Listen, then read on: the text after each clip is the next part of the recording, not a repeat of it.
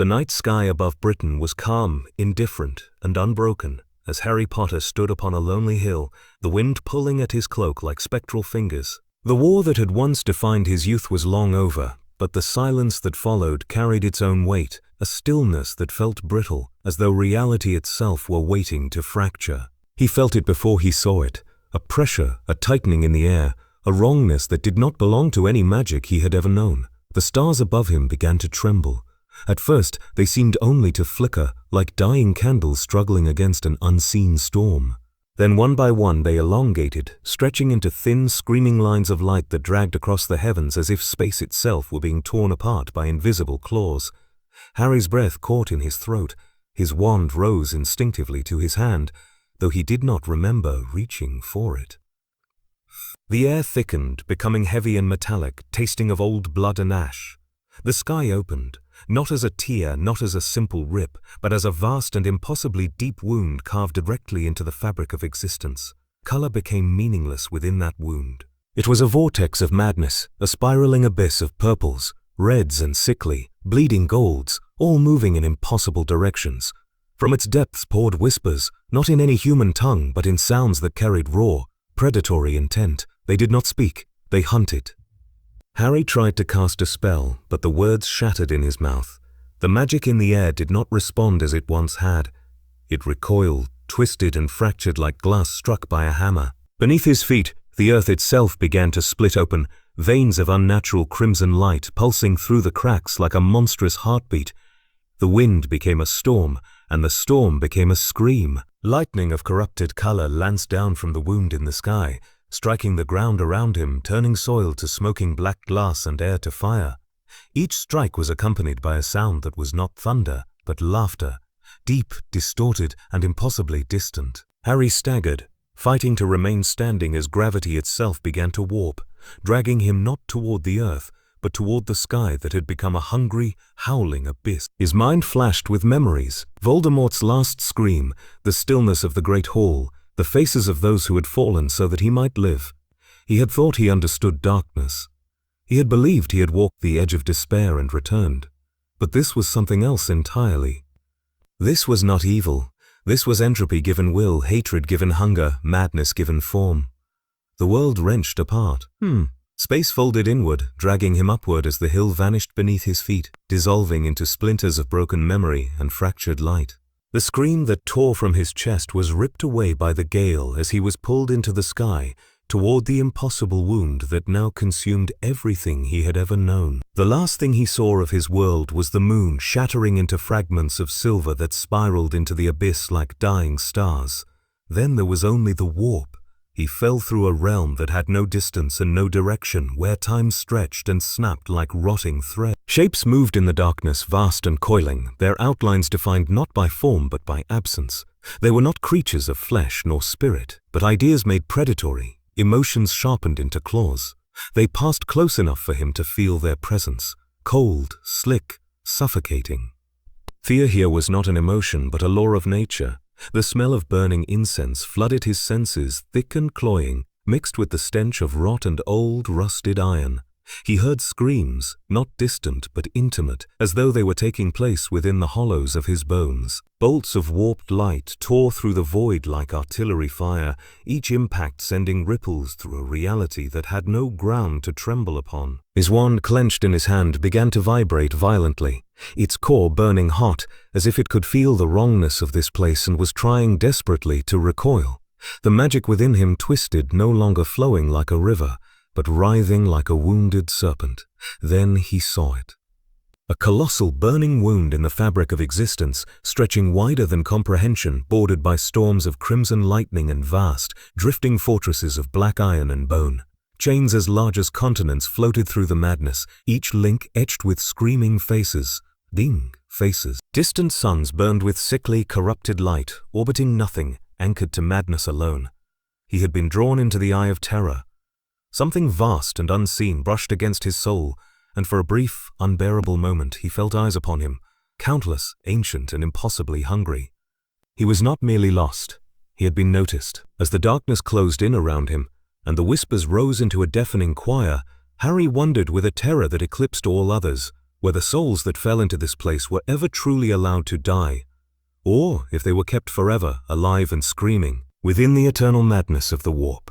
And somewhere in the howling abyss, something began to move toward him. Who had felt his arrival? He did not strike the ground. There was no impact, no relief of landing. Harry simply found himself standing, as if the act of falling had been forgotten by reality. Beneath his boots was blackened stone, cracked and uneven, warm to the touch, as though fire had once flowed through its veins. Above him stretched a sky that could not be called a sky at all, a churning ceiling of bruised clouds and lacerated stars that drifted in slow, agonized spirals. The air stank. It was a layered stench, heavy and invasive. Burning incense battled with the sour rot of decay, while rusted iron hung thick in every breath.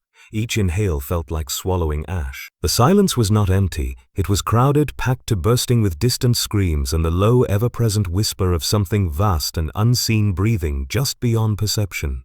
Harry lifted his wand. His fingers trembled, though whether from fear or from the unnatural pressure pressing against his thoughts, he could not tell. Alamos? The word left his lips, but the magic did not respond as it once had. A weak flickering light sputtered at the wand's tip, pale and sickly, before twisting into jagged, twitching shadows that crawled across the ground like living things. The light did not feel like light. It felt wrong, as if it were being forced into existence against the screaming protests of the world around it. He tried again. Protego. The shield did not form. Instead, the air before him warped and shivered, collapsing inward like a dying star. The magic twisted in on itself, fracturing into raw, useless force that snapped and vanished, leaving behind only the bitter taste of ozone and a faint ringing in his ears. The rules were different here. The realization did not arrive in words. It arrived as a physical certainty that sank into his bones. Magic, as he had known it, obeyed laws. Wands focused it, words shaped it, will guided it. Here, those structures were being hunted, devoured by a greater, hungrier system. The very fabric of this place resisted order. It fed on chaos. Ufo. The ground trembled beneath his feet, and in the distance, the horizon split. A massive, drifting landmass tore itself free from the void, its surface studded with twisted spires and half-melted statues of long-dead saints. Cathedral ruins floated through the air like rotten teeth, chained together by thick, rusted links that scraped and screamed as they dragged through the sky. Fires burned in colors that had no name, their heat licking at him, even across impossible distance. Harry turned slowly, and his gaze fell upon them. Shapes moved across the broken plain, not fast, not slow. Their motion defied description, as though they stepped not through space, but through perception itself. They had once been humanoid, perhaps. Now they were distortions of that memory. Elongated limbs, warped faces frozen in silent eternal howls, torsos split open to reveal pulsing, alien organs that glowed faintly from within. One of them turned its head toward him. Its eyes were pits of swirling black, and when it opened its mouth, no sound emerged. Instead, Harry felt the scream inside his mind, cold and razor-sharp, foreign, intruder, fragile. He raised his wand, heart hammering in his chest. Stupefy, the spell erupted, but not as a clean arc of red light. It burst outward like a fragmenting star, splintering into dozens of jagged shards of raw magical force. Several struck the creature, punching through its warped flesh. It should have fallen. It should have collapsed. It laughed. Not with sound, but with vibration. The air shook, and Harry felt the laughter crawl under his skin, burrowing close to his spine. The wounds in its body stretched and widened, not bleeding, but oozing slow, black smoke that writhed as if alive. The flesh knitted together again, imperfect, swollen, stronger. Magic did not function here. It was swallowed, twisted, reflected. The creature stepped closer, each movement accompanied by the wet, dragging sound of something being torn free from the air itself. Around them, more shapes began to emerge from behind broken stones and half-sunken monuments, dozens, then hundreds. A silent congregation of wrongness, drawn to him like predators scenting blood. Harry's heart pounded. Panic clawed at the edges of his thoughts, but he forced it down, remembering battles that had ended worlds, spells that had saved lives, the simple truth that fear had never been a weapon worth wielding. He tried something else. He closed his eyes. Instead of words, he focused on intent.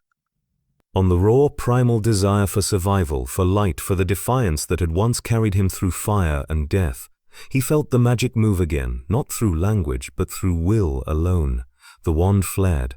This time there was no color, The light that erupted was pale, almost silver, and it burned with a clean, alien intensity that cut through the smoky air. It struck the nearest creature, and the thing did not heal. It burned. Its form collapsed inward, folding like wet parchment thrown into flame, unraveling into thin, screaming vapors that scattered across the broken plain. The other creatures recoiled, not fleeing but pausing, as if confused that prey had dared to wound the air itself. Harry opened his eyes. He understood then, dimly, that this place did not reject all magic. It rejected controlled magic, refined magic. It devoured order, but it responded to defiance. The ground shifted violently, and the far horizon darkened as something immense began to move beyond it, a crawling shadow that dwarfed the fractured cathedrals and chained ruins alike.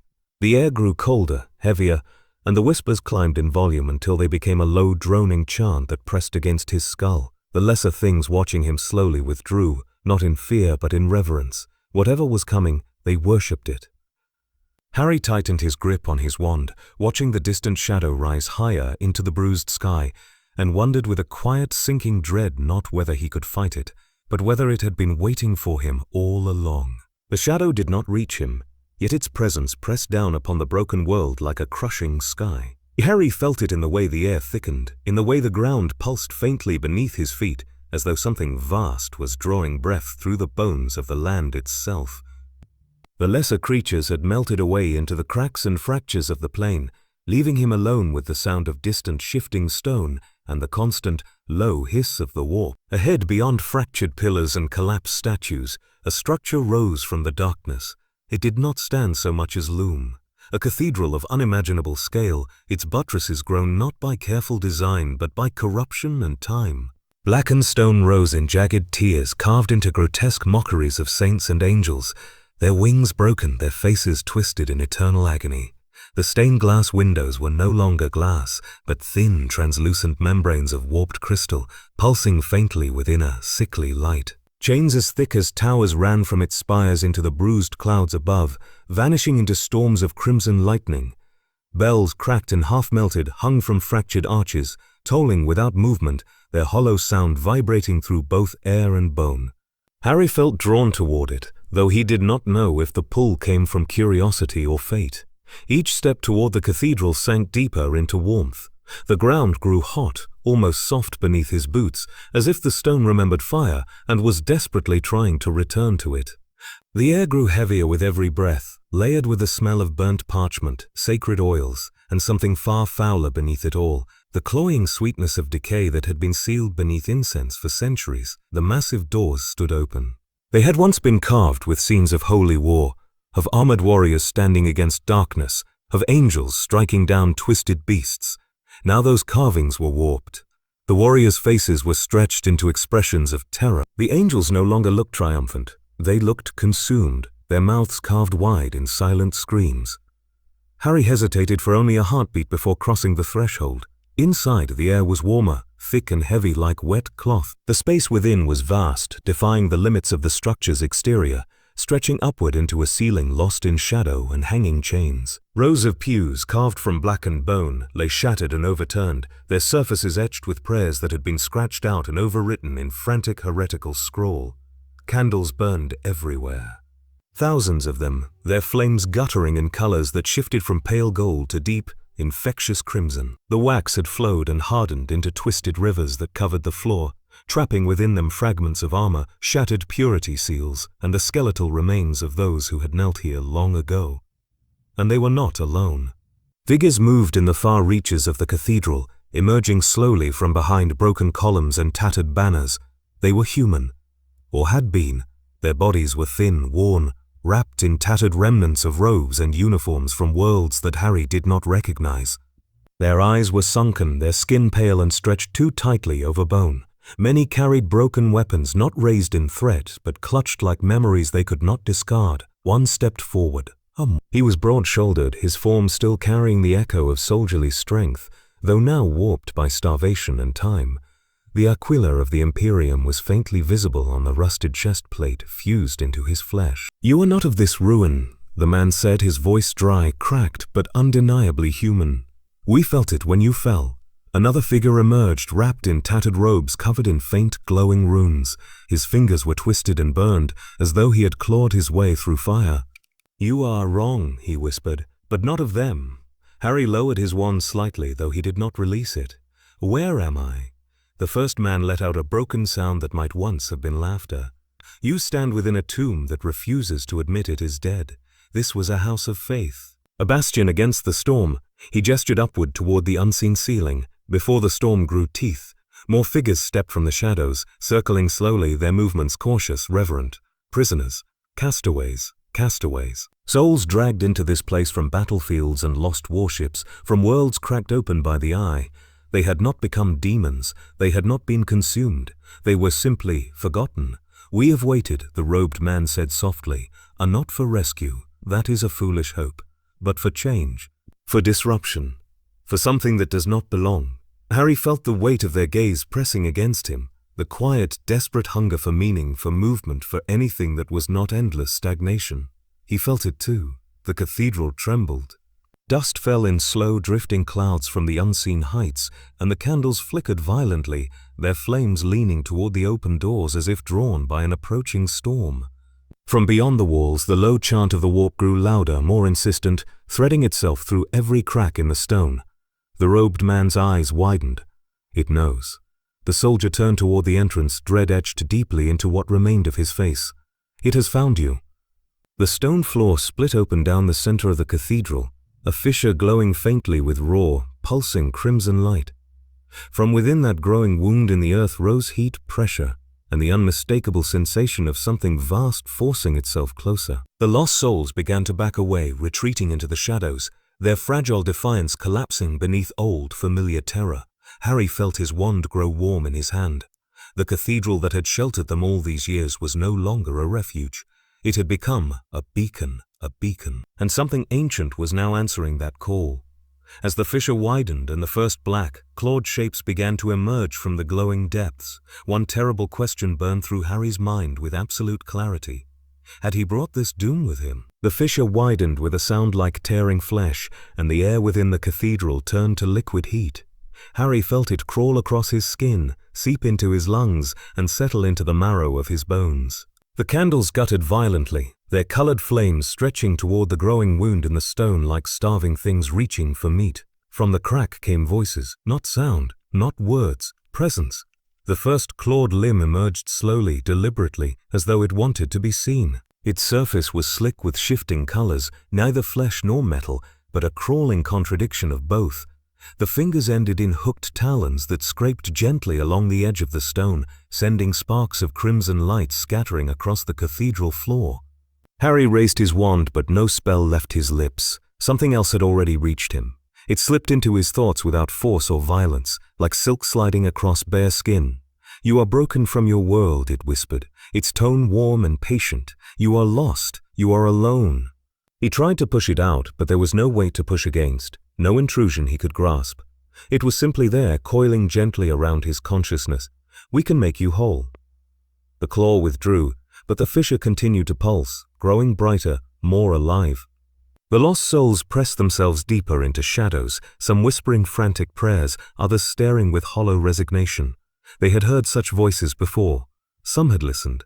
Harry's thoughts blurred. Images began to surface in his mind unbidden. Not memories, possibilities.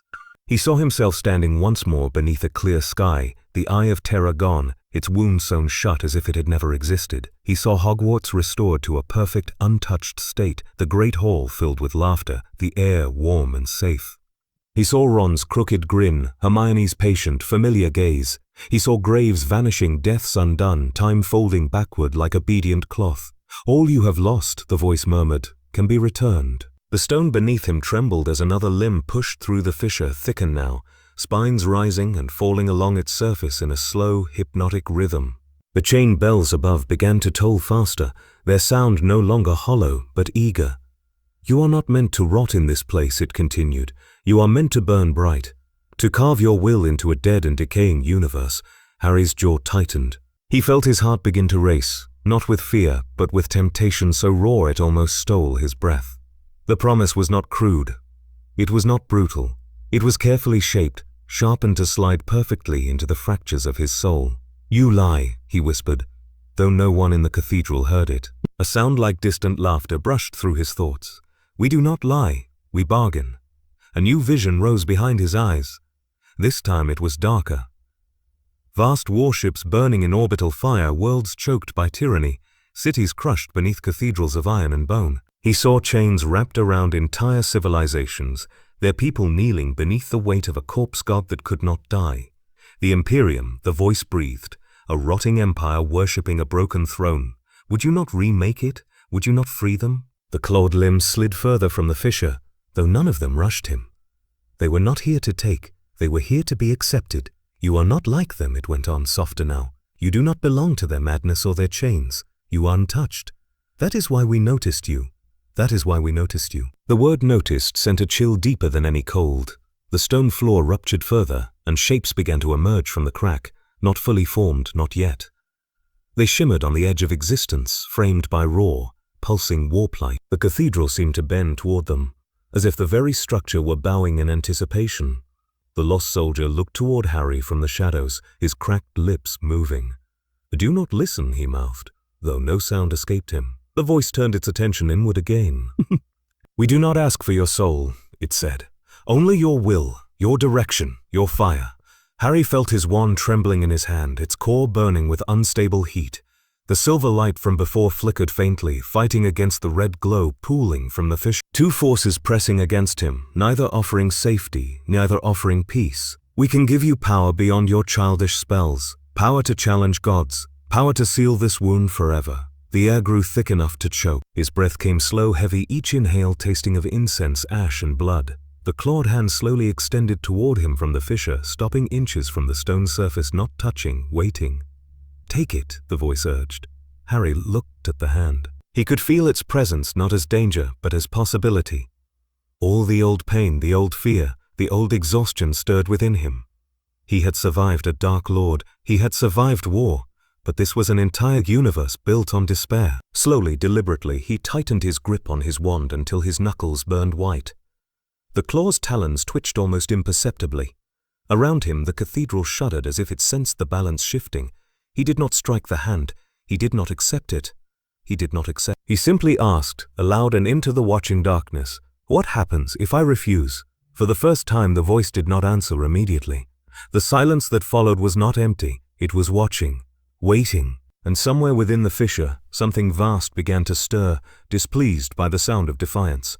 The silence that followed his question was a living thing. It coiled through the cathedral, tightening around the cracked pillars and broken pews, climbing through the hanging chains and settling thickly into the air.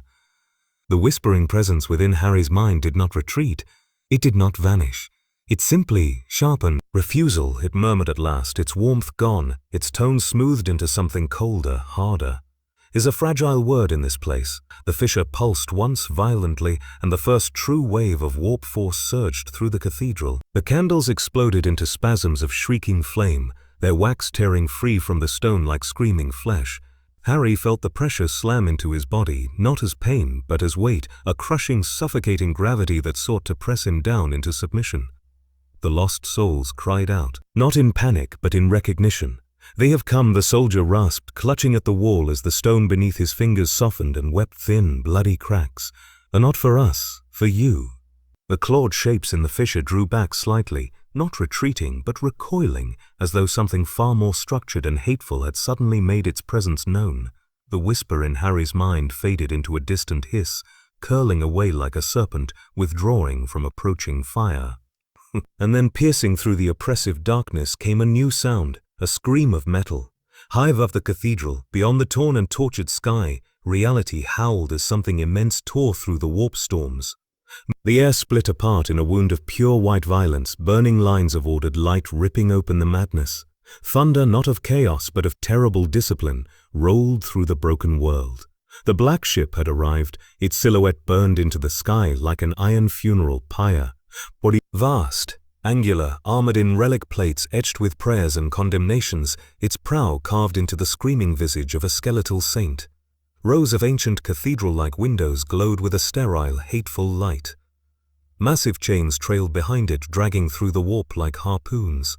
From its belly, beams of harsh illumination speared down through the broken sky and pierced the cathedral's roof. The stone screamed as the light touched it. Where it struck, the corruption did not fight. It burned. It burned. The crack in the floor shuddered violently, its crimson glow flickering and dimming under the assault of the sanctioned light. The clawed shapes withdrew further into the fissure, their presence recoiling from the brutal, structured hatred of the arriving force. Harry felt something else then, him. Not a voice, not a whisper, a will, cold, vast, relentless, the presence of the Imperium, the air filled with the sound of chanting, not the insane devotion of the warp, but disciplined, ritualized condemnation. Words hammered into the air like nails driven into a coffin, by bolt and brand, by chain and flame. By his undying will, dark forms descended through the beams of light, armored, massive, human only in origin, not in scale. Their armor was black, adorned with silver sigils of warding and burning litanies etched into every surface. Their helmets bore no faces, only the cold, skull-like visors of eternal judgment. Sisters of silence, they struck the cathedral floor like falling monuments, shockwaves blasting through warped stone and bone. Where they stood, the air itself felt emptied. The whispers from the fissure faltered. The pressure in Harry's mind loosened suddenly, violently torn away. The psychic silence they carried crushed the warp like a fist. A target acquired, one of them spoke, her voice amplified into a cold, flat declaration. Anomalous entity, unregistered psychic signature, unclassified thaumaturgic deviation. Harry staggered as invisible force slammed into him. Not magic, not warp, something mechanical, clinical. Gravitic restraints collapsed around him, invisible bands of crushing pressure pinning his arms to his sides and slamming his legs together. His wand dropped from his hand and clattered uselessly across the burning stone. The soldier tried to move toward him. A bolt of pure sanctioned force struck him from one of the sisters, tearing through his chest in a flash of annihilating white. He did not scream. He simply ceased. The others recoiled, shrinking back into their shadows, their long, slow endurance shattered in seconds by the arrival of true hunters. Harry was lifted from the ground. He was not touched. He was seized by unseen mechanisms of force, dragged upward into the beam of light that had torn through the cathedral roof. The fissure beneath him throbbed weakly, its whispers reduced to distant, furious echoes. The voice from earlier returned, faint and furious within his thoughts. Chains for a different master, it hissed. No gentler, no kinder. He felt himself pulled higher, his body passing through layers of burning, howling sky. The cathedral shrank beneath him, becoming just another black wound in a sea of madness. Above him, the black ship loomed like a grave descending to meet him. Mechanized arms extended from its underside, inscribed with spinning litanies of hatred. Hexagrammic wards blazed into being around him, burning chains of light snapping into place around his wrists, throat, and chest. Each one burned like cold iron pressed into living flesh. A voice boomed from within the ship, deep, distorted, and utterly without mercy. By authority of the Holy Ordos, you are seized under writ of the Inquisition.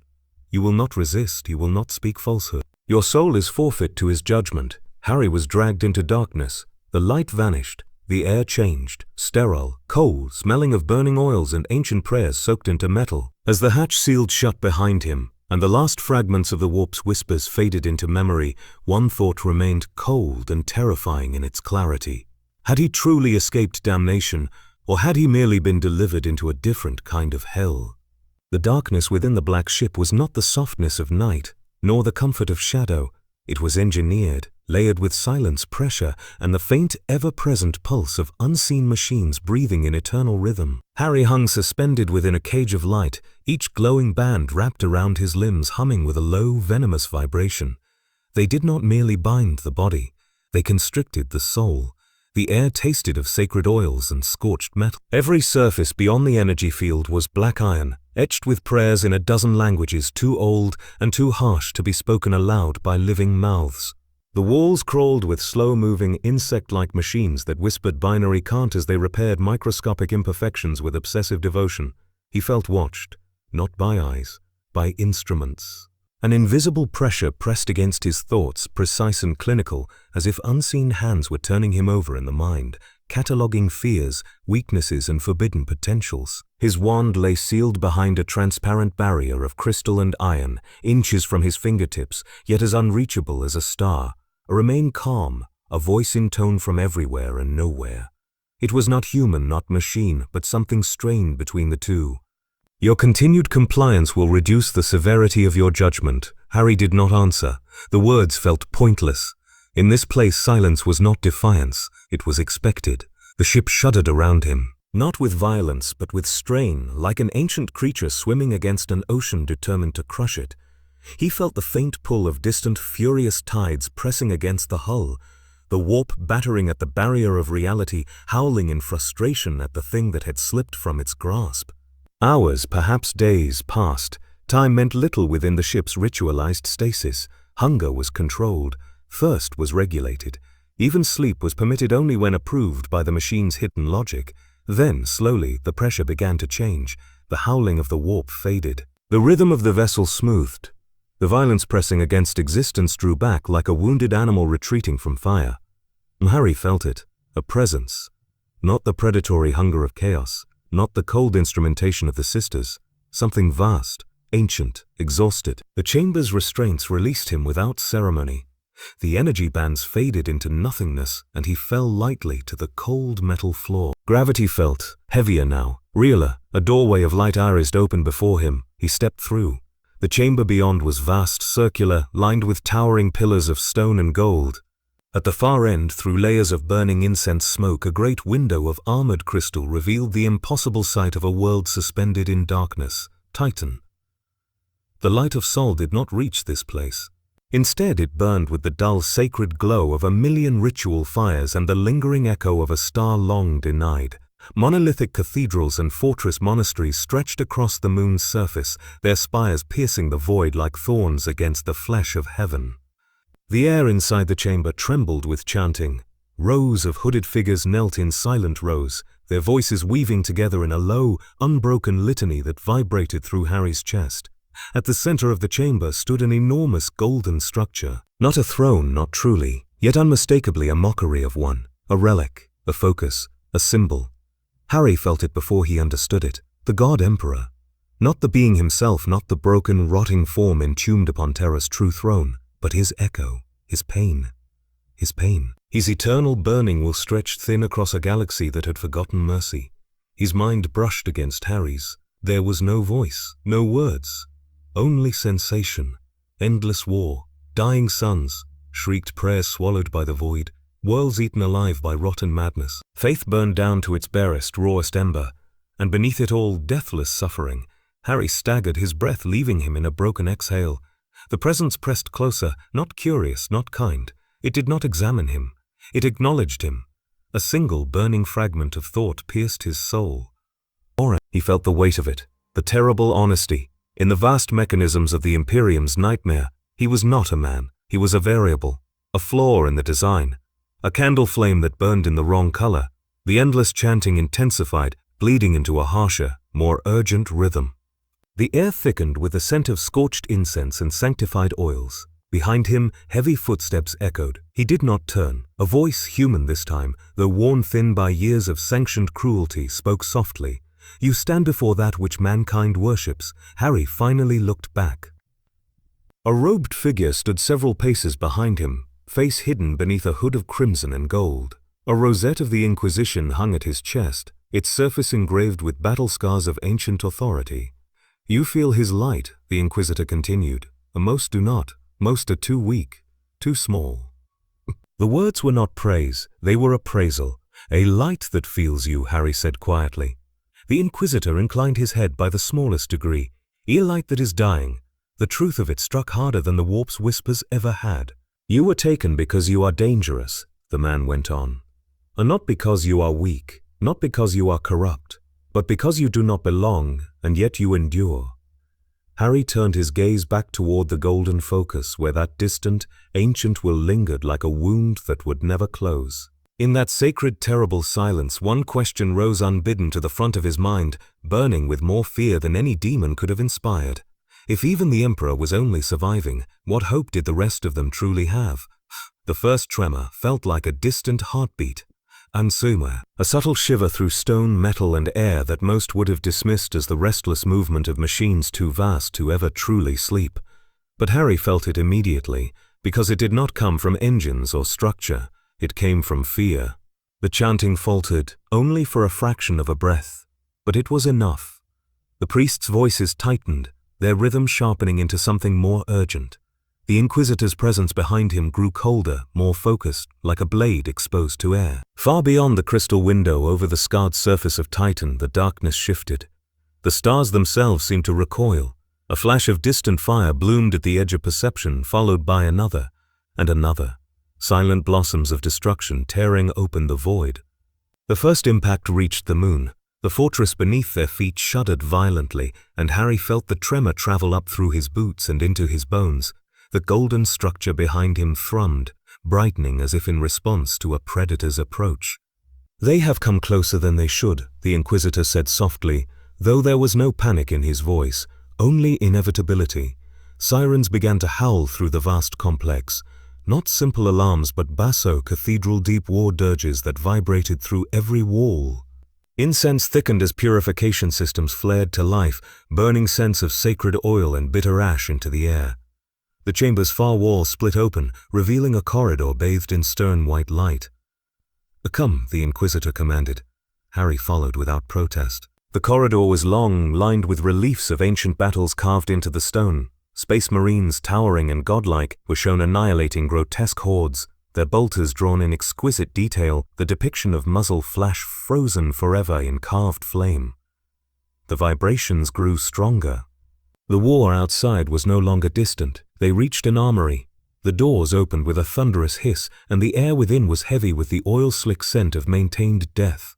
Racks of weapons lined the walls, bolters thick as Harry's torso, their surfaces adorned with purity seals and engraved prayers, chainswords whose teeth shimmered with monomolecular edges, armor plates resting on iron frames like slumbering beasts. The Inquisitor gestured once sharply. Servitors moved instantly. Mind-wiped, half-mechanical husks glided forward, their remaining organic eyes dull and obedient. One approached Harry and extended a tray. Upon it lay his wand. He felt it before he touched it, a faint warmth, familiar and alien all at once. When his fingers closed around it, a low vibration traveled up his arm, as if the wand were relieved to be returned to his hand. "You will go to the defense lines," the Inquisitor said, already turning away. "You will stand. You will not flee. If you die, it will be noted. No encouragement, no promise, only duty." Harry found himself moving through corridors filled with thunderous, measured footsteps. Space Marines passed him at speed, their heavy footfalls shaking the floor. Their armor was a deep, holy blue edged with gold, their pauldrons bearing the sigils of a chapter he did not know. Their presence filled the air with a weight that was almost physical, like standing near a storm. He reached the ramparts. The void beyond was on fire. Massive chaos cruisers tore through the darkness, their hulls twisted into obscene shapes of bone and horn. Great, gaping maws had been carved into their prows, from which burnished, screaming faces appeared to be fused into the metal. Lances of corrupted energy burned through space, slamming against Titan's void shields in showers of distorted light. Drop pods screamed through the void like burning meteors. A contact in 30 seconds, a voxcaster barked, its voice a metallic echo across the line. Harry stood among giants. For who? Heavy bolters were locked into place. Plasma coils burned with hungry light. The air smelled of ozone, sacred oil, and fear disguised as devotion. The first drop pod hit the surface. The impact was a thunderclap that drove the breath from his lungs. The pod's doors blew outward in explosive bursts of steam and fire, and from within emerged figures clad in black and crimson armor, twisted 8-pointed stars carved deeply into their pauldrons. Chaos Space Marines. They moved with terrible, impossible speed, bolters barking thunder into the air. The sound was not like any weapon Harry had ever heard. Each shot was a thunderbolt, a fist-sized shell tearing through air with a shriek before detonating with concussive, armor-shattering fury. One of the defenders exploded in a red mist. Another was torn apart at the waist. Another was torn apart at the waist. There was no hesitation, only slaughter. Harry raised his wand. The first spell left him by instinct. A jagged silver-white lash of magic pierced through the smoke and struck a Chaos Marine in the chest. The armor flared, cracked, and then fractured like brittle glass. The creature inside screamed, not in pain, but in rage as raw warp energy bled from within its shattered form. It did not fall. It charged. Harry felt the bolter rounds pass close enough to tear at his coat. Stone exploded around him. A tremor of fear tried to take hold. He crushed it. Crushed it. A shield of pale force snapped into existence, raw and imperfect, but real. A shell struck it and detonated, sending a shockwave that hurled him backward, but did not kill him. He rolled, rose, and cast again. Silver light tangled with red tracer fire. Warp-empowered steel met defiant alien magic. Around him, a war older than imagination raged. Ancient oaths, broken gods, rotting empires, and there he stood, a boy from another world, holding back a tide of nightmares with nothing but will and a wand that refused to die. The Chaos Marine reached him. Its helmet came inches from his face. Its glowing eye lenses burned with furnace fury. It raised its bolter. Time slowed. Harry felt something behind him, then unseen, burning with holy, clinical focus. A psychic sensation like a blade passing through fog.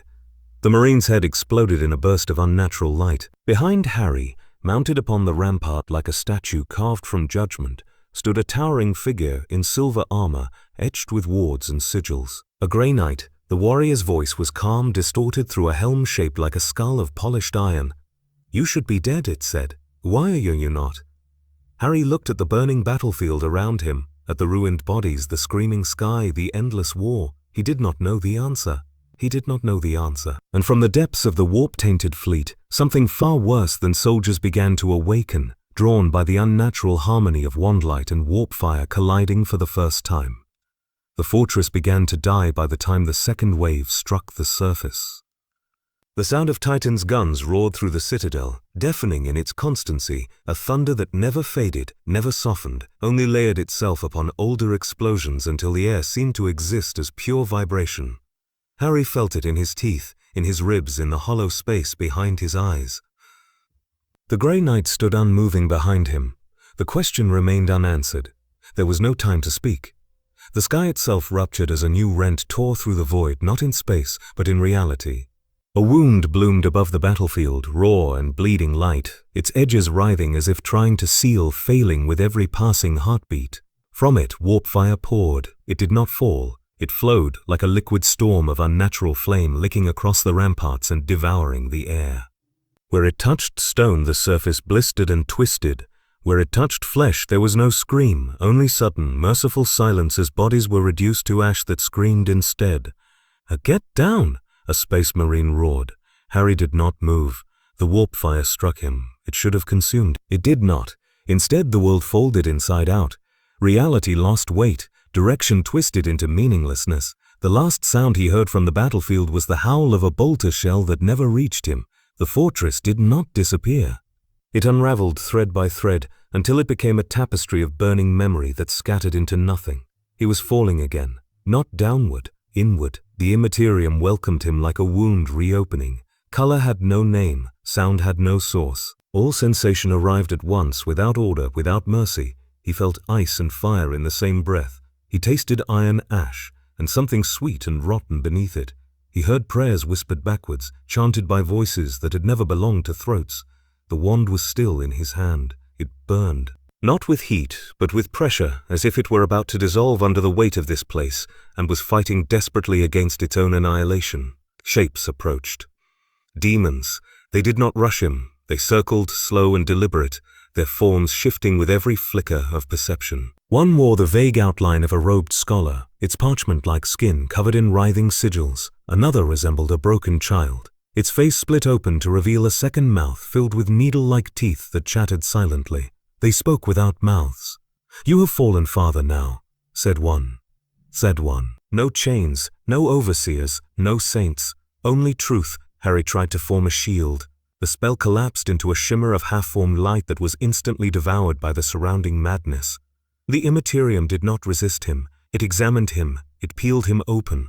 They showed him things. A version of himself sitting upon a throne of blackened gold, crowned in fire, ruling over stars that burned in his name. Another self, twisted, warped, casting spells that split planets and reduced populations to screaming dust. Another still, broken and empty, kneeling before a towering figure of bone and shadow, surrendering everything. None of them felt real. All of them felt possible. "You are neither psyker nor sorcerer," another voice murmured. "Closer now. You are an accident in the design. A mistake the universe has not decided how to punish. He felt claws scraping gently along the walls of his mind. Not tearing, not stabbing, testing. A mark burned across his vision, a sigil of spiraling fracture and broken symmetry. It surged toward him, seeking a place upon his soul. He lifted his wand with shaking hands. Not to attack, to anchor. He thought of Hogwarts' stone walls warmed by countless footsteps. Of torchlight flickering in familiar corridors, of a candle burning quietly beside a bed, offering comfort against the dark. He thought of standing in the great hall, hearing the low murmur of voices that belonged to the living. The wand responded. Light burst from it. Not silver, clear. Not silver. A colorless brilliance that existed simply as presence, not illumination. It pushed back against the Imperium, forcing a pocket of stillness around him. The demons recoiled, not screaming but hissing, their forms blurring and tearing at the edges. Impossible, they whispered. The mark faltered in its advance, but the realm itself did not retreat. The pocket of light began to crack. Pressure mounted, the calm shattered, and far away beyond even this chaos, a new rhythm began to emerge. Measured, controlled, relentless, reality forced itself back into shape. Hands real and solid seized his arms. They were not demonic. They were not gentle. They were armored. He burst from the warp like a drowning man torn from black water. Stone slammed into his back as he was hurled across a ritual chamber filled with burning braziers and walls inlaid with silver wards. Runes flared to violent life around the edges of the room, and the air screamed as the Immaterium was sealed away by circles of burning script. The doors were shut. The world was solid again. A grey knight stood over him, blade drawn, its surface blazing with psychic fire. Another stood behind him, chanting low, broken litanies of sealing and warding. The first warrior spoke, his voice a thunder wrapped in restraint.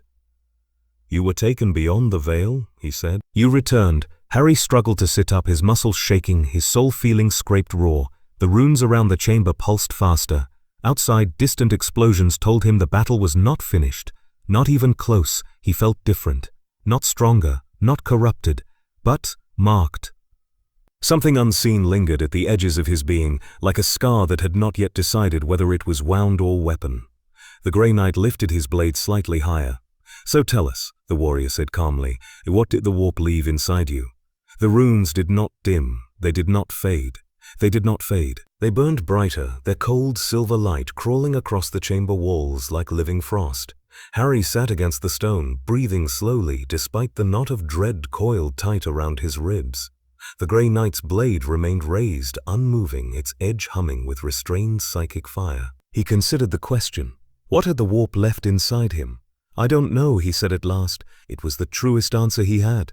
For a long moment, nothing happened.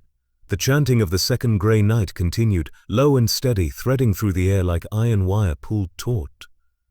Outside the sealed chamber, distant detonations echoed faintly, as though the world itself were still clawing desperately at survival. The first Grey Knight lowered his blade slightly. "The truth," he said, "not as praise, but as observation, He stepped closer, towering above Harry, the sigils etched into his silver armor glowing faintly in the rune light. When he reached out, it was not with a weapon, but with 2 fingers pressed carefully against Harry's forehead. The touch burned. Not physically. There was no heat, no pain.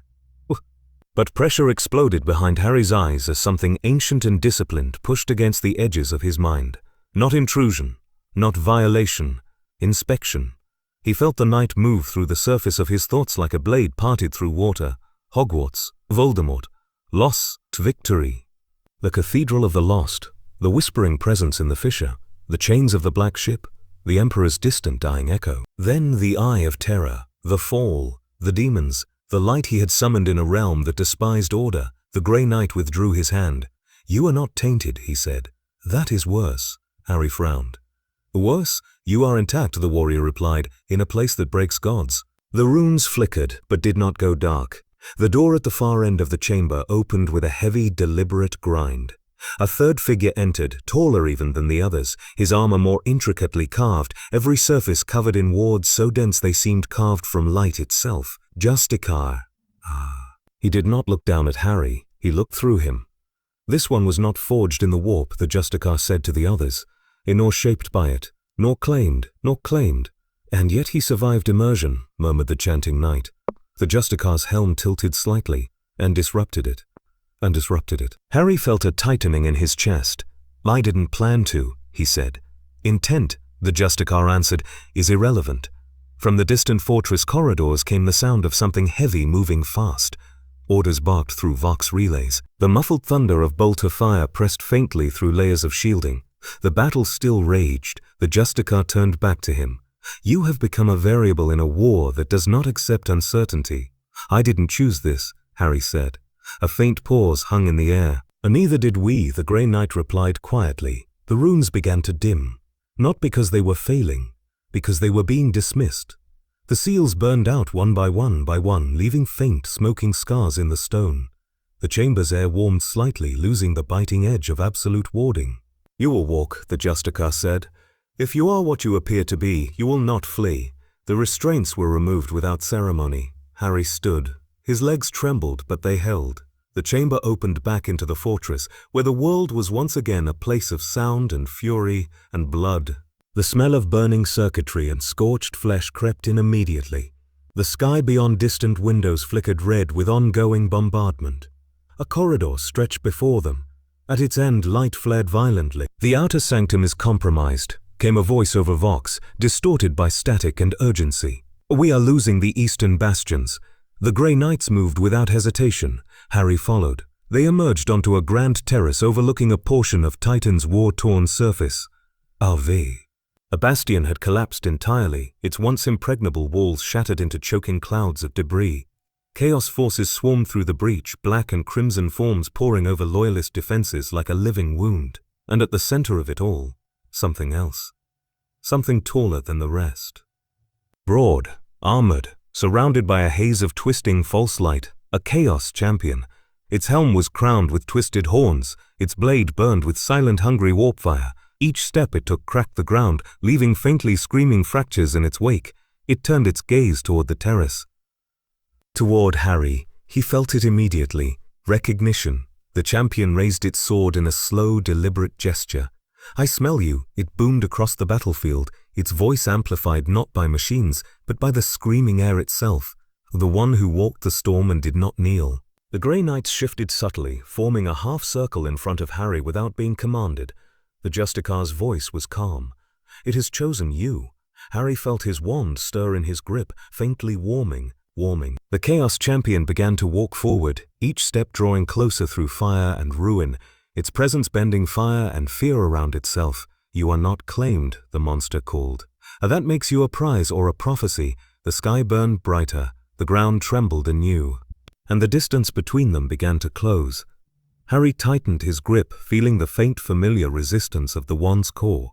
Behind him, the Grey Knights stood like silent judgment. Before him, a creature of the warp walked openly in real space, unafraid. One question burned through his thoughts, colder than fear, heavier than dread. If he stood his ground now, would he survive or finally understand what he had become? The Chaos Champion did not rush. It did not need to. Confidence clung to it like a second skin, thick and suffocating. Its every step across the broken stone left fractures spidering outward, the cracks glowing faintly with the same sick light that writhed around its blade. It carried the scent of burning blood and old hate, a stench so heavy Harry could taste it at the back of his throat. "You stand among monks of a dead god," it said, voice rolling across the battlefield like grinding iron. "They wrap you in chains and call it protection." Behind Harry, stormbolters locked into position, warded blades whispered free of their scabbards. The Grey Knights did not advance, and they did not retreat. They waited. The champion's burning gaze remained fixed on Harry alone. "You have walked where they cannot survive," it continued. "You have breathed the raw truth of the storm and did not break. Do you think that makes you one of them?" The sky split with another silent detonation as void shields flared and strained above the wounded moon. The thunder of distant guns surged, then faded into a heartbeat pulse that seemed to align with the thing's steps. Harry felt the pressure inside his own chest change. Not fear, not courage, gravity. The air around him thickened, bending slightly toward the champion, as though the creature's will was beginning to pull at the fabric of the world itself. "I do not belong to you," Harry said. The champion laughed, and this time the sound was real, booming and raw, shaking loose fragments of broken bastion stone. "You belong to the ones who can claim you," it replied, "and every power that walks the Imperium feels you now." The battlefield shifted. Reality folded subtly, terribly. The air grew colder, sharper. The faint scars Harry carried from his immersion in the warp began to burn, not in pain but in awareness. A sensation like buried embers being breathed upon stirred inside his soul. Harry saw it then. Not with his eyes, with his spirit. With his spirit. Thin, invisible threads stretching outward from him into the darkness beyond Titan, beyond the void, reaching into the churning madness of the eye itself. Threads that had not existed before. Threads that now drew attention. Ripples moved along them, hungry ones, distant and vast. "We can feel them waking," the champion said. "My masters, and their rivals, they circle you like carrion birds around a battlefield that has not yet cooled." The grey knights shifted imperceptibly closer. The Justicar's voice cut through the air, calm and edged with iron. "You will not touch him, and you will not touch him." The champion did not look at them. "They are not my concern," it said. "You are?" It pointed its blade toward Harry. The warp fire along its edge flared brighter, burning a greenish hue that twisted painfully to look at. "Do you think you are free because you refused the first whisper?" it asked. "You have been marked by survival. You have been shaped by defiance. That makes you interesting." A ripple of movement surged through the chaos ranks. Lesser warriors slowed their advance, their attention drawn not to the defenders but to Harry himself, as though sensing something they could not fully understand. "You could walk beside us," the champion said. "You could be taught." Harry felt the air flutter faintly around his wand. He tightened his grip. "I'm not here to be taught," he replied. The champion's helm tilted slightly. "Then you will be hunted." The world shuddered. Reality bent hard, snapping like overstressed iron.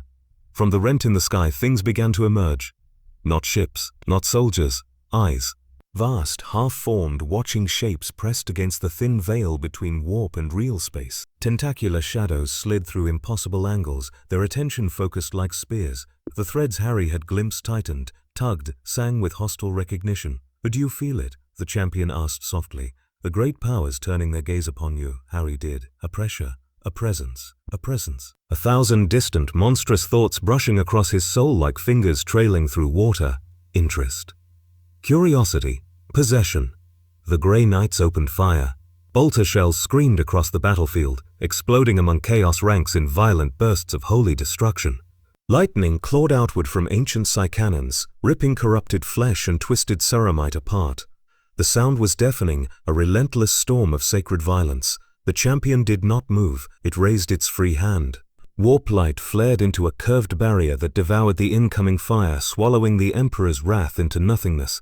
Its gaze never left Harry. "You will be claimed," it said.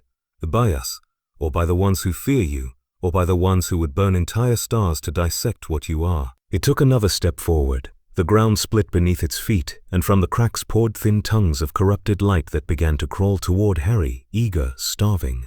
Harry raised his wand. Not with rage, not with panic, with defiance. Light burst from its tip, brighter than before, clearer than before, forming a jagged line between him and the approaching enemy. Where it touched the creeping warp light, it did not explode or scream. It erased. The champion's laughter stopped. That more than the violence drew its attention. It lowered the blade minutely. "Impossible," it said, almost quietly, but even as it spoke, the pressure from beyond the veil increased. The watching presences leaned closer. The threads pulled tighter. This was no longer about Titan. This was no longer about a single battle. This had become a hunt. This had become a hunt. And Harry stood at the center of it. The grey knight shifted to surround him fully, blades and bolters forming a moving fortress of silver and fire. The Justicar's voice reached him through the roar of war. "Whatever you are," he said, "they want it. And so do we." Above them, the sky cracked once more, and something vast began to force itself closer, drawn by the unresolved tension of power balancing on the edge of breaking. Harry looked upward, feeling the pull on his soul like hooks, sinking gentle and deep. And he feared, truly feared for the first time since arriving, not that he would die in this war, but that he might be too valuable to be allowed to. The pressure broke, not with relief, but with decision. A new sound cut through the battlefield, sharper than bolter fire, colder than the champion's voice. It was the snap of command, the sound of a verdict delivered without hesitation. "In the name of the Holy Ordos," a voice thundered from hidden Vox emitters. "All anomalous assets are to be seized or destroyed." The air shifted. Harry felt it before he saw it. A tightening behind him, a subtle change in the stance of the grey knights. The half-circle that had been protection became something else entirely. Containment. The Chaos Champion noticed it instantly. A sound like dark amusement rumbled from its throat. "Do you feel that?" it asked Harry, never moving its gaze. "Your protectors have found their courage at last." The Justicar did not deny it. He stepped closer to Harry's side, low enough that only he could hear. "You have been evaluated," he said. "The verdict is incomplete." Harry's heart slowed, then tightened. "Incomplete," he said. "That makes you dangerous," the Justicar replied. "And we do not tolerate danger without chains." Behind them, armored figures moved. Not space marines, not Sisters of Silence, inquisitorial stormtroopers. Their hellguns rose in precise unison, crimson targeting beams crawling across Harry's chest, his throat, his wand hand. Fine. The Chaos Champion tilted its head, considering the scene with something like satisfaction. "They will cage you," it said. "If you are lucky. If you are not, it let the sentence die unfinished but heavy." The sky above fractured again, but not with warp light. A column of controlled, hateful energy speared downward, carving a burning line across the battlefield and striking the ground mere meters from Harry's feet. A symbol burned itself into the stone where the beam struck, the sigil of the Inquisition. A new voice carried across the war zone, amplified by iron authority. "By the will of the God Emperor, stand down." From the smoke and fire stepped a figure draped in layered robes of black and gold, their edges heavy with purity seals. A cherub servo skull floated above their shoulder, its metal wings twitching as it whispered silent prayers. The Inquisitor, their gaze fell upon Harry first, not the champion. "Not the Grey Knights. Harry, you continue to survive," the Inquisitor observed. "I'm not trying to," Harry said. A faint humorless inclination of the head. "That makes you honest." The champion's blade flared brightly. "You would take him from us?" it demanded. "After all this effort?" The Inquisitor did not look at the traitor. "He is not yours," they said calmly. "He is not ours. He is not ours." Cold reality settled like frost. Harry felt the threads of attention from beyond the veil pull tighter. Whatever watched him now was no longer curious. It was patient. "Then you will kill him," the champion said, certain. The Inquisitor raised a gloved hand. The stormtroopers adjusted their aim. The Grey Knights did not move, not to protect him, not to stop it. They waited. "You will kneel," the Inquisitor said to Harry.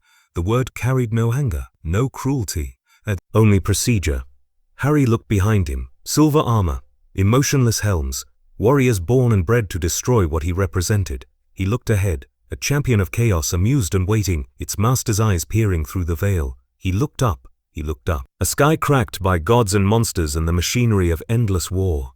He thought of chains that were honest and whispers that lied. Slowly he lowered his wand. He did not drop it. He did not raise it. He knelt. The ground was cold. The stone bit into his skin. The Inquisitor stepped closer, placing a small humming device against the side of Harry's neck. Pain flared. Not sharp, not sudden, burning. A brand seared into flesh and soul. "Abound," the Inquisitor declared. The champion snarled, finally showing anger. "You would mock what you do not understand." "That is what we always do," came the calm reply. The chains unfolded from the device at Harry's neck, invisible, intangible, yet absolute. Hexagrammic wards burned briefly around his wrists, his collarbone, his spine. He felt the lock click shut. Not imprisonment, leash. The Chaos Champion took a slow step back. "You have made him prey," it said. "One day the ones you fear most will come for him." The Inquisitor met its gaze at last. "We welcome them." Gunfire intensified. Void shields flared and screamed. The battle resumed its brutal rhythm, but something essential had shifted. Harry stood when commanded. The chains did not tighten. Not yet. Around him the Imperium closed ranks. Not in protection, in possession. The Justicar's voice was low, almost regretful. "You are not free," he said. "But you live." Harry looked down at the faint mark burned into his flesh, already fading to a scar that would never heal. Above them the warp recoiled. Not in defeat. In anticipation, he felt the watching eyes withdraw slightly, as if satisfied that the game had moved to a more interesting stage. As fresh waves of Chaos warriors began to break against the bastions, and the champion vanished into the smoke of war, one thought chilled Harry more deeply than any demon's whisper. The Imperium had spared him, and the Imperium spared nothing, unless it intended to use it. The chains did not pull. No, they did not tighten. They simply existed. Harry felt them wherever he moved. a faint pressure along the spine, a cold awareness at the base of his skull. Invisible to sight, undeniable to the soul. The battle for Titan faded into controlled distance as he was led from the ramparts, past corridors scorched by fire and prayer alike. The Imperium did not drag him, it walked him. The chamber they brought him to was not a cell, it was too clean for that, too deliberate. Too deliberate. The walls were lined with hexagrammic wards etched into gold-trimmed black stone. Pure white candles burned at measured intervals, their flames steady and colorless. The air smelled of sanctified oils and cold metal. At the center stood a pedestal, upon it his wand, and something else. A shard of crystal, jagged and asymmetrical, its interior pulsing faintly with slow, unnatural light. It was not raw warpstone. It was something older, something refined, a fragment taken from the edge of reality itself, polished and carved by hands that feared what they worked. The Inquisitor stood waiting. "You survived what devours empires," they said calmly. "We would be foolish not to ask why." Harry stepped closer to the pedestal. He felt it immediately. The wand's wood was no longer what it had been. The grain felt tighter, denser, as if every fiber had been fused with something that did not belong. "What did you do to it?" he asked. "Nothing," the Inquisitor replied. "We merely observed." The wand lifted slightly as he reached for it, trembling as if eager. He touched it. The crystal surged, not violently, not explosively. There was a sound faint and terrible, like ice cracking in the deepest ocean. The wand's core reacted first, flaring with wild silver-white light. The shaft of the wand darkened, faint black veins spreading across its surface like fine fractures mapping out forbidden constellations. The crystal melted into it, not physically, spiritually. Harry felt it in his bones. The wand did not gain power. It gained memory. Images slammed through him in a sudden brutal cascade. The cathedral's fissure, seen now from the other side. The thin, fragile veil of reality stretched across the Imperium, frayed, burning, struggling to remain intact. He saw the war pressing against it not as chaos but as pressure, not evil but hunger given infinite space. He saw the mechanism of it, and how it could be broken. The Inquisitor watched him closely. "You feel it," they said. Harry's breath came slow, unsteady. "It's changed." "Yes," replied the Inquisitor. "It has become useful." The walls thrummed faintly as distant artillery fire continued to shake the fortress. Even here, far from the front lines, the war's heartbeat pressed through stone. "Oh, you bound me," Harry said, his fingers tightening slightly around the wand. "Why show me this?" "Because bound tools still require function," came the answer. "And we must know what you are before we decide how to use you." The crystal wand vibrated again softly. A spark leapt from its tip. Not light. Not light. A thin, perfect seam opened in the air, no wider than a hair but infinitely deep. It hung there for a fraction of a heartbeat, revealing nothing. Not darkness, not light, but absence. Then it closed. Harry felt the recoil of it, like snapping a thread stretched between worlds. The Inquisitor inhaled slowly. "You did not open it," they said. "You cut it." The word echoed. Cut. The wand did not shape energy anymore. It divided it. Harry looked back at it, and for the first time he was afraid of what he held. "You could seal wounds in reality," the Inquisitor said. "Or make them." The chain at the back of Harry's mind pulsed faintly, reacting not to fear but to understanding.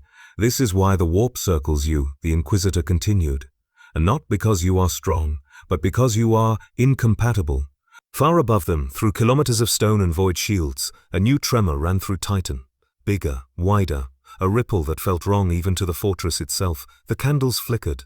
Not from wind, from pressure. "You feel that?" Harry said. "Yes," the Inquisitor replied. "The eye has shifted." The wand's tip warmed in his hand. Not burning. Calling. Beyond the walls, beyond the guns, beyond the wounded battlefield, something enormous had moved. Not a ship, not a creature, a fracture. The Cadian gate was weakening. Harry felt the pull immediately, as if the wand had discovered its true purpose and was now demanding to be taken where it could be used. "You led them here," the Inquisitor said quietly. "You marked yourself to the things that rule the storm." "I didn't mean to," Harry said. "That does not matter," came the reply. The seam in the air reappeared for the briefest instant, drawn unconsciously by his tightening will. The candles nearest it went out, not blown but erased. The chamber felt suddenly smaller, tighter. Soon the Inquisitor murmured, "We will ask you to do the unthinkable." Outside, the guns thundered harder, deeper, faster. The fortress groaned as if anticipating pain. Harry closed his fingers around the wand fully. It felt heavier, sharper, alive in a way it never had been. And as the distant sky above Titan began to tear in places no human eye could yet see, one silent, terrifying certainty settled into his thoughts. He was no longer merely surviving this universe. He had become something that could wound it. The sirens did not wail in panic. They wailed in recognition. Harry felt it through the stone floor, through the air, through the faint, burning chain at the base of his soul. This was not a battle alarm. This was something older. Something carved into the bones of the Imperium when the first cracks had appeared in the galaxy. The Cadian fracture was opening. He was not taken to the front like a weapon. He was escorted like a relic. A relic. Grey knights at his flanks, inquisitorial stormtroopers forming a moving wall around him as the corridors of Titan shook with the strain of approaching catastrophe. Incense systems overworked, filling the air with choking clouds of sanctified smoke meant to ward against what was already bleeding through the veil. The wand pulsed in his hand. It felt proximity. They emerged onto an observation platform carved from adamantium and ecclesiastical stone. The void stretched before them, but it was no longer empty. The stars were distorted, bent into faint arcs around a growing wound in reality. It did not resemble the Eye of Terror as he remembered it. It was fresh, raw, violent. A jagged spiraling tear forcing itself open through the labor of dozens of converging chaos fleets. Their ships were not firing at Titan now. They were firing into space itself, bombarding the fabric of the universe with corrupted lances of warp fire to widen the breach. At the center of it all hovered a colossal battle barge, its hull engraved with demonic scripture that burned as it was read by reality. "This is not an invasion," the Inquisitor said, stepping to Harry's side. "This is a birth. This is a birth." The void shields of Titan flared as fragments of warped reality brushed against them. Where the distortion touched the shields, screaming faces briefly formed and were burned away. "You can feel it," the Inquisitor continued. "A wound recognizes a blade. Harry could." The wand vibrated, eager, almost impatient. It yearned toward the fracture, toward the raw, bleeding seam being torn wider with every second. Beyond the viewing glass, dropships of the Imperium surged forward, forming desperate defense lines. Torch ships burned as they passed too close to the expanding distortion. Vox channels were alive with screams, prayers, and the brutal clarity of commanders preparing for total loss. A voice came through the platform's Vox array, strained but disciplined. A breach size increasing. Estimated demon incursion within 6 minutes. Harry felt his feet carry him forward without thinking. He placed his free hand against the reinforced crystal. "And if it opens fully?" he asked. The Inquisitor's voice was quiet. "Then Terra feels it." The words settled with terrible weight. The wand became warmer. The fracture pulsed. The space between them felt thinner with every heartbeat. "You could seal it," the Inquisitor said, "or cripple it." Harry turned. "Or make it worse." "Yes," came the reply. The clarity was worse than fear. Far below, the Chaos fleets intensified their fire. The fracture widened visibly now, the edges of it dripping fragments of impossible geometry into real space. The first true demon shapes pressed against the thinning veil, their outlines forming like bruises in the void. The Grey Knights stepped forward, forming a half-circle behind Harry. They did not touch him. They did not command him. They prepared to die around him. "You were not brought here by accident," the Inquisitor said. The Inquisitor said, "Your arrival in the Eye, your survival, your defiance, they were not chance." Harry lifted the wand, not raised it, just held it slightly closer to the glass. The seam appeared in the air before him, thin and perfect, a mirror of the wound forming in the void. It trembled, threatened to widen, but did not. It was waiting for will. The fracture beyond the shields reacted, flickering. The Chaos fleets noticed. The battle barge at the center of the ritual shifted its fire toward Titan, but the shots never reached the fortress. They curved, bent, crawled toward the point where Harry's wand and the fracture aligned. "They can see you now," the Inquisitor murmured. The Inquisitor murmured. The eyes in the warp opened, not metaphorical, actual. Vast presences pulsed against the edge of the growing wound, attracted by a force that did not come from Chaos or the Imperium. Something cleaner, something sharper. From the observation deck, Harry could feel their attention like hands pressing against glass. Something ancient stirred within the fracture, not eager, not enraged. Curious. The wand's surface darkened further, the black veins along its length spreading slightly. The core within responded, humming with a note that felt dangerously close to a scream. "If you do this," the Inquisitor said, "there will be no ignorance left about you. Harry thought of stories where magic healed. Here, magic cut. Here, magic scarred. Here, magic was noticed. He extended the wand. The seam expanded a fraction of a breath. Space around it warped inward, pulled by the wrongness of perfection. The fracture in the void shuddered. Chaos ships nearest it were dragged slightly off formation, their hulls screaming as reality misaligned around them.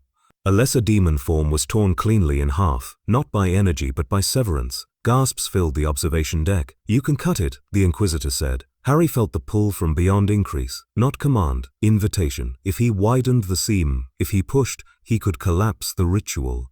He could collapse the ritual. He could seal it. He could unleash something far worse. The fracture pulsed violently. The sky around it turned an ugly, bleeding shade. The battle barge began to burn. The Grey Knights behind him raised their blades, not to strike, but to witness. Harry's arm trembled, not from weakness, from the unbearable clarity of choice. And as the fracture reached a critical screaming point and the galaxy itself seemed to lean closer, waiting to see what he would do, one thought cut through the roar of guns and warp. Once he made the cut, could it ever be undone?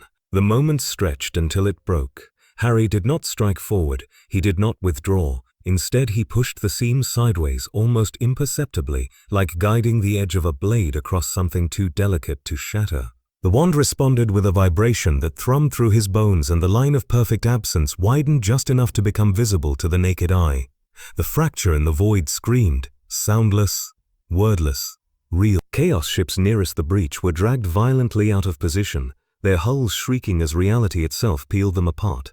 The battle barge at the center of the ritual erupted in silent, imploding fire, swallowed by a growing vortex of torn space. It was not closure, it was carving. The wound did not heal, it changed shape.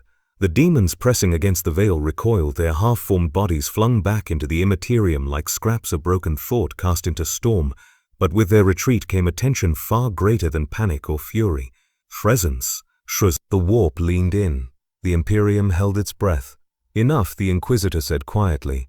"You have shown us." Harry lowered the wand slowly. The seam vanished. The fracture stabilized, no longer widening, no longer shrinking. A scar left upon the void, burning quietly, watched by both sides like a wound that might tear open again with the slightest provocation. The sirens ended, not because the danger was gone, because the first phase had passed. The observation platform felt different now, smaller, quieter, heavier. The Grey Knights behind him did not speak. They did not even move. They simply regarded him. "You did not seal it," the Inquisitor said. "I didn't want to make it worse," Harry replied. A pause. That restraint will be remembered.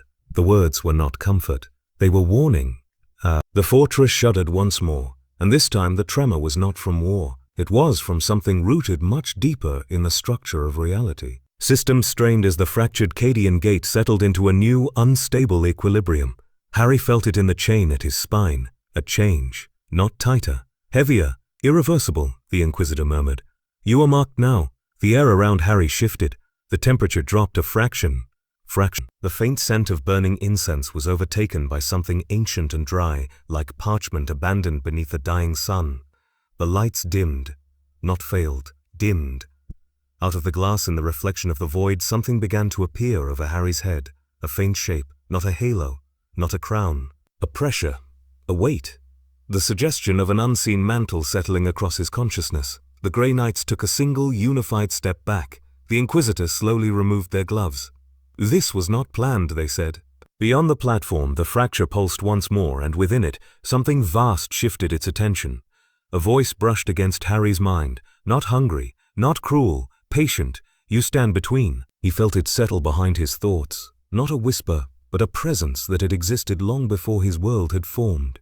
It did not speak again, but it stayed. A silent observer now woven into the edge of his being. "Oh, what is it?" Harry asked quietly. "A throne without a seat." The Inquisitor answered pro. "Mantle without a name." The platform's crystal cracked faintly under sudden pressure from above. The sky beyond distorted. From the far side of the fracture, a towering shape began to press closer, not forcing passage, not breaking through. Watching, judging, testing, convey. Harry felt the weight increase, not power. Expectation. "Or you could become something," the Inquisitor said. "Not of the Imperium, not of the warp." "Or I could die," Harry said. "Yes," came the calm reply. The Grey Knights shifted their stances slightly, more distant now, their weapons lowered but their presence sharpened. You have refused gods, the Inquisitor continued. You have wounded reality. Now you are being offered a place where such things can be directed. Silence fell. A silence too deep to be empty. Harry looked at his wand. He thought of scars. He thought of survival. He thought of worlds that did not deserve to be devoured simply because they were weak. The presence behind him grew heavier. From the fracture came a silent offer, purpose. A path that was not light or darkness, Imperium or chaos, balance, blade, watcher. Between. Harry lifted his head. The glass reflected him. And just for an instant he thought he saw something behind his eyes that had not been there before. Not corruption, not madness, responsibility. The Inquisitor watched him closely. "Do you accept it?" The fortress trembled again. The fracture pulsed. The warp watched. The Imperium waited. Harry did not answer. Not yet, and in the silence that followed, the weight of the unseen crown settled just a fraction deeper. Would he kneel, or would he break what tried to claim him? The answer, when it came, arrived without words. Harry did not kneel. He did not raise his wand. He stepped forward. The Grey Knight shifted reflexively, blades lifting a fraction before the Inquisitor raised a single hand, stilling them with a silence more powerful than command. The observation platform held its breath as Harry approached the reinforced crystal, each step slow, deliberate, as though he were walking across the edge of something that had never been meant to exist. Behind him, the unseen mantle pressed closer, not into his thoughts, around them. A weight that shaped the air. He felt the Imperium watching him, not as guardian, not as enemy, as something uncertain, something that had lived 10,000 years without room for aberration. He felt the warp watching him, coiled, patient, amused, and he felt the thing beyond both, the silent witness that had leaned close when he had first cut the veil. He lifted the wand, not as weapon, as statement. The seam appeared. It did not tear the air, it parted it, clean, perfect, a narrow line of nothingness that cut through existence like a breath held in eternity. The fracture in the void responded immediately, trembling as if recognizing a scar left by the same blade. The fortress groaned as systems strained to keep reality intact around him. "Stop," the Inquisitor whispered. Harry didn't. He widened the seam, not toward the fracture, toward himself. The effect was instant. Light vanished. Not dimmed, not moved. Erased. The space around him became silent in a way that had never existed within the Imperium. The chanting faded. The rumble of distant guns vanished. Even the omnipresent hum of machinery died in its tracks. He stood in a pocket of absence. The chains burned. The mark at his spine flared with cold, desperate intensity, trying to anchor him to laws that no longer applied. The presence behind him recoiled. Not in fear, in recognition. He felt the brittle edges of its interest crack. He did not summon power. He refused it. The seam began to close. Not violently, gently, carefully. When the world returned, the sound crashed back in like a tidal wave. The thunder of artillery, the hum of systems, the distant screams of a galaxy too broken to be surprised. Harry swayed slightly, then steadied. Silence spread across the platform. The Grey Knights stared. The Inquisitor stepped closer. "You chose defiance," they said. "I chose not to become something I don't understand," Harry replied. The crown behind him lifted, not gone. Watching now from farther away, the fracture in the void stabilized further, its edges burning less violently, its hunger momentarily confused by a wound that had refused to become a throne. A Vox officer's voice echoed faintly through the platform. "The Chaos Fleet's retreating, breach activity diminishing. Not victory, but pause." Harry's hand loosened around the wand. It felt quieter, not weaker, aware. "You could disappear," the Inquisitor said. "We could lose you in sanctioned shadows, study you, shape you, shape." Harry looked at the stars beyond the glass. He thought of broken cathedrals, of whispering claws, of endless war. "No," he said. The word felt heavier than any spell. The chains pulled, this time not in threat, in warning. "You are bound," the Inquisitor said. "Then I'll be bound where I can choose what to cut," Harry replied. The Grey Knights did not react. They did not know how. The fracture pulsed once more, weaker now, scarred and contained, but still alive. The silent watcher beyond shifted, its presence fading into the background of reality, not gone, but no longer leaning so close. Harry felt it retreat, not defeated, intrigued. The fortress quaked slightly as Titan's systems stabilized, the immediate crisis brought to a tortured equilibrium. The observation platform grew colder, darker, smaller. You cannot walk freely, the Inquisitor said. You will be hunted. By them. By us. By things that do not name themselves. Harry nodded. I know. He turned away from the fracture. From the stars, from the silent wounds in reality. The corridors of Titan waited behind him, filled with prayers that tasted like ash and metal and old fear. As he walked, the chains followed.